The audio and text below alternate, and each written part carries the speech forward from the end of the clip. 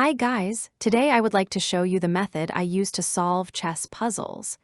Before starting, however, let's look at a typical situation that often happens to me and I don't know, maybe it happens to you too. I find myself in a position that I consider to be advantageous. I think. I have a pawn on h6, a rook on g1 with the g-file completely free, a bishop on d4 aiming for the g7 square, and even a queen on e2, free to go wherever it wants. I've practically won. So I start to evaluate some moves without much conviction, and then I act like this.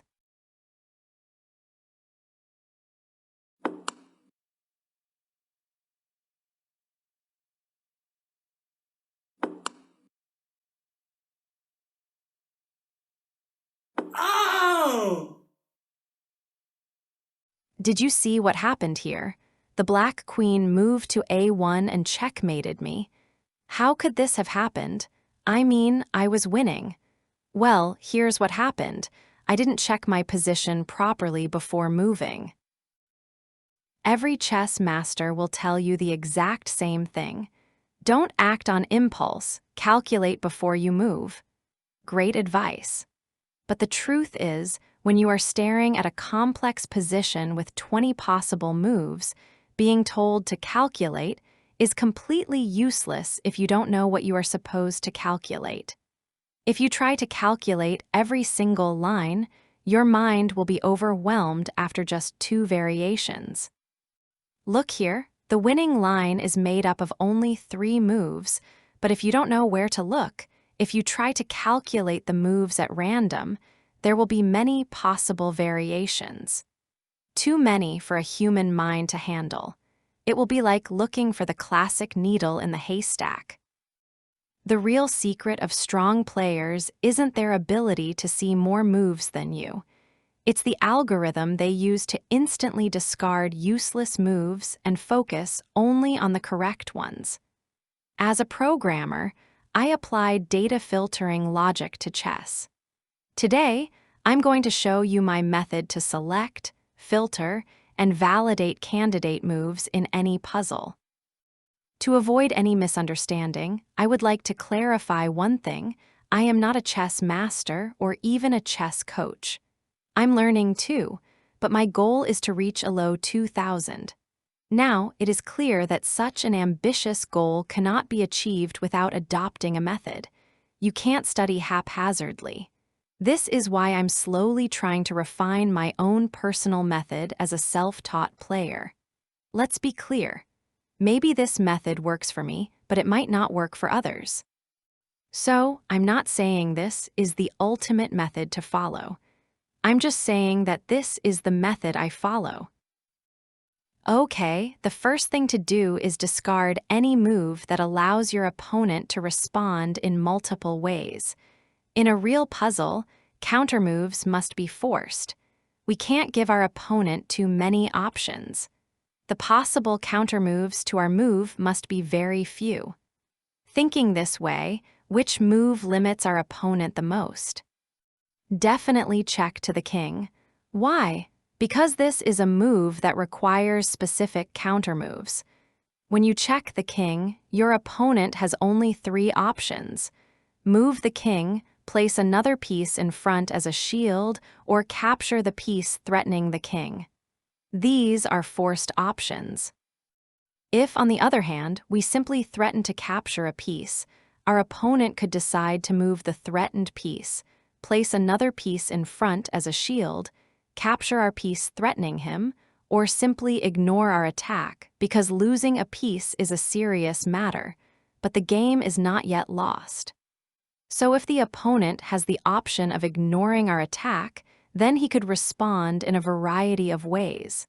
If he's a poor chess player, he might even respond randomly. It's impossible for us to calculate all possible moves. So to minimize the opponent's options, the first thing we should do is discard any move that doesn't involve checking the king. This instantly drops your 20 possible moves down to maybe 2 or 3 real candidate moves. If none of the moves that involve checking the king result in a winning line, we move on to consider moves that threaten important pieces, following this order. First the queen, then the rooks, then bishops and knights. To capture an opponent's piece, we can also decide to exchange it for a less valuable piece of our own. For example, the goal of the puzzle might be to capture an opponent's rook by sacrificing a less valuable piece like a knight or bishop. We'll still have a material advantage. If we can't find checkmate, we can't capture any important pieces, so the goal of the puzzle must be something else, to gain a positional advantage. When I'm looking for a way to check the king, the first question I ask myself is, which piece should I use to check the opponent's king? Possible pieces are the queen, the rook, the knight, the bishop, or a pawn. However, there's one piece that limits the opponent's responses more than the others, the knight. Why? Because unlike sliding pieces like rooks or queens, a knight check cannot be blocked by an intermediate piece. The opponent has only two choices: capture the knight or move the king away from the knight threat. If the knight cannot be captured, the opponent is forced into a single, predictable move. By calculating the knight check first, you often collapse a massive decision tree into a single, forced line. So the first thing I do when trying to solve a chess puzzle is find a possible check to the king using a knight, because this limits the opponent's options to a minimum: capture the knight or make the king flee. Let's look at a concrete example. As you can see, in this position, our queen is threatened by the black bishop. If we acted impulsively, we would be tempted to capture the black bishop with our queen. However, if we acted this way, we would fail the puzzle. This is because there is a better move, a move that quickly leads to checkmate. Let's look at the correct move. As you can see, we are checking the king. We are faithfully following the mental algorithm we discussed at the beginning. Why are we using a bishop and not a knight? Because, quite simply, in this position, it is not possible to check the king with a knight. In fact, both knights are too far from the king. We can see this in an instant. So the first question I ask myself is this: can I check the king with a knight? The knight on c3 is very far away. It has 5 possible moves because the squares on a2 and e4 are occupied by our pawns. These are all moves that do not threaten the opponent's king. Piece discarded. Let's look at the other knight on e5. It has 7 possible moves, 3 of which capture an opponent's piece. But none of them threaten the king. We might be tempted to capture the black bishop threatening our queen. Resist the temptation, however, because we would be acting on impulse, and that would be a big mistake. In fact, the game continue like this. The king is forced to move to e7. That's the only possible move. In fact, he cannot capture the bishop on f7 because he is protected by the knight on e5, and nor put a piece before him as a shield because the squares e8 and f7 are adjacent, and there is no space where he can place a possible shield. The next move is the inevitable checkmate with the white knight on d5. Since we're talking about impulsiveness, I think it's appropriate to reveal where I got this puzzle from. The puzzle is taken from the famous Legal Trap, a tactical masterpiece first played in 1750 in Paris, during the chess match between Kermer Sire de Legal and Saint Brie. The Legal Trap is a chess opening trap, characterized by a queen sacrifice followed by checkmate involving 3 minor pieces if black accepts the sacrifice. A blunder, winning the queen but losing the game. Black should have played knight takes e5 or d takes e5. Our impulse might be to panic because our queen is threatened. But our algorithm tells us to only look for checks to the king. To check the king, we only have one piece available, the bishop on c4. But checking the king with the bishop without the support of another piece is pointless, because the king could easily recapture our bishop. We need a supporting piece. What's better than a knight? A knight on e5 would be ideal. The only knight that could jump to e5, however, is blocked. It shields the queen. Without that knight, the queen would be captured. And here's where the trap is sprung. If I reveal the queen to place the knight on e5, I would have the support I needed to check the king with the bishop. Why is it a trap? Because if the opponent doesn't recognize the threat, if he acts impulsively, if he's tempted by that defenseless queen, after all, we're talking about the most important piece on the board after the king, well, then he'll have made a fatal mistake. And that's exactly what happened in that game. Interestingly, if you input the earlier phase of this historical trap into the studio position feature of ChessCoach X and hit Analyze, you will see that modern engines like Stockfish won't fall for it.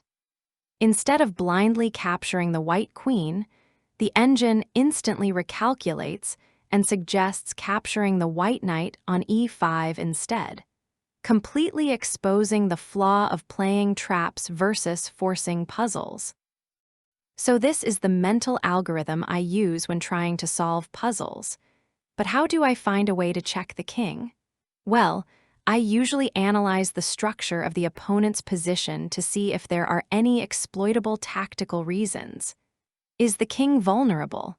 Are there valuable pieces aligned on the same column, rank, or diagonal? Are there pieces defended by a single pawn or left completely suspended? Here we must not forget that chess is a pattern-based game. The tactical schemes in this case are well known: forks, pins, double checks, discovered attacks, and so on. To train my mind to discover these exploitable tactical patterns, I created a puzzles feature in ChessCoach. Why did I divide them into categories? Because I've found that trying to solve puzzles in bulk doesn't work. The most effective method for learning patterns is to tackle one tactical pattern at a time. For example, if we want to learn about forks, then we should try to solve only fork-based puzzles. I learned this after many attempts. In fact, after doing a few puzzles based on forks, I learned to recognize that specific pattern. At a certain point, I was surprised because I found myself thinking, yes, in this puzzle it is clear that this potential fork can be exploited. Then I made a puzzle based on that same theme, then another and another. After a while, you learn to recognize forks at a glance, almost without thinking. At that point, upon reflection, I thought, okay, now I recognize the forks at a glance, but I should train myself to recognize the other tactical patterns too. I need a thematic puzzle generator. Thus was born the puzzle function of ChessCoach, divided into thematic categories. To recap, this step is all about understanding why the puzzle exists. Once you spot these tactical weaknesses, your brain stops wandering aimlessly. It activates to look for a specific pattern, whether it's a skewer, a pin, or an overloaded piece. Let's look at another masterpiece example, extracted from the famous opera game played by Paul Morphy against the Duke of Brunswick and Count Isoude in 1858. Applying my mental algorithm, I immediately notice these two elements. The vulnerability. The white rook is on d1, blocked by the black knight on d7. If that knight wasn't there, the rook could slip to d8. On d8, would the white rook alone checkmate the king on e8? Obviously not if she acted alone, because the king could easily recapture her. But here the rook would not actually be isolated, it would not act alone, but in synergy with the white bishop on g5. It would therefore be a checkmate, because the black king is trapped by its own pawn structure, and the white bishop on g5. This bishop controls the e7 escape square and prevents the black king from capturing the white rook on d8. What is the only obstacle blocking this operation? The overloaded piece. The knight on d7 has the dual task of acting as a shield on the d-file and at the same time defending the b8 square from the threats of the white queen. But now comes the fun part. What happens if we get rid of that knight that acts as a shield? Column D would be freed and the rook could operate undisturbed. But how do we get rid of that cumbersome knight? We have to blow it away. The resolution. White plays queen b8 check, forcing the knight to take on b8. The d-file is now completely free, and the rook delivers the final blow with rook d8 mate. Of course, before moving any piece, it's always a good idea to check the situation. There are various methods, such as the clamp checklist and the CCT checklist. CCT is the most common pre-move filter. Before making any move, you ask yourself these questions for the position after your move. Checks. Will the opponent be able to check my king? Is my move forcing me into a checkmate sequence? Captures.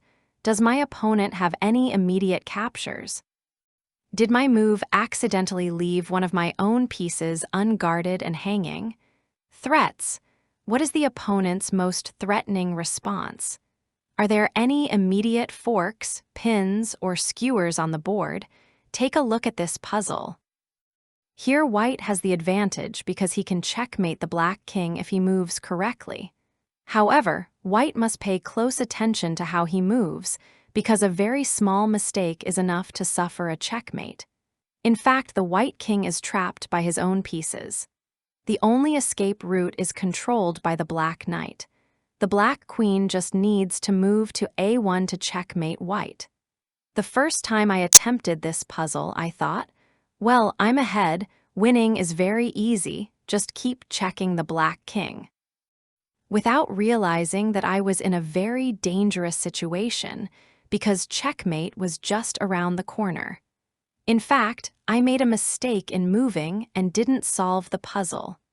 Only later did I realize the black woman's threat. Here's how I went wrong.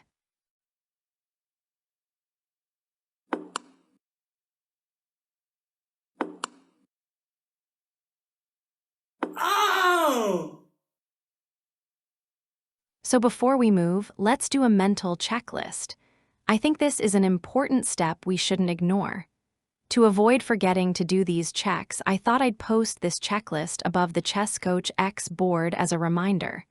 I summarized it with the phrase, before moving, 1. King safe, 2. All pieces safe, 3. Mate. However, I confess that despite that phrase printed above the ChessCoach X board, I still make mistakes like this. The checklist is probably part of a mental process that must be internalized, to the point of becoming an automatic, unconscious process. The system we just saw almost always works. But then why do I keep failing the most complex puzzles? Why was I able to solve puzzles with themes like 1-move checkmate or 2-move checkmate, but as the sequence of moves increased, I failed the puzzle? Reflecting on this aspect, at a certain point the real problem became clear to me. Of course, it is a visual memory problem. After a few moves, the visual memory of the chessboard and of the various fixed pieces, but above all of those that have moved in the meantime, is no longer clear and well delineated. It's starting to fade.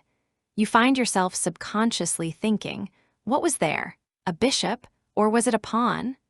Or, worse yet, you totally forget that there was a bishop in that square. Sometimes it is enough to forget about the presence of a seemingly harmless pawn to nullify the whole scheme. Because maybe the scheme you're thinking of would have worked if that pawn hadn't been there. Or, on the contrary, you don't take that pattern into consideration at all because you see a way out for the opponent's king that doesn't exist. A way out that exists only in your mind, because you forgot that that way out was protected by one of your pawns.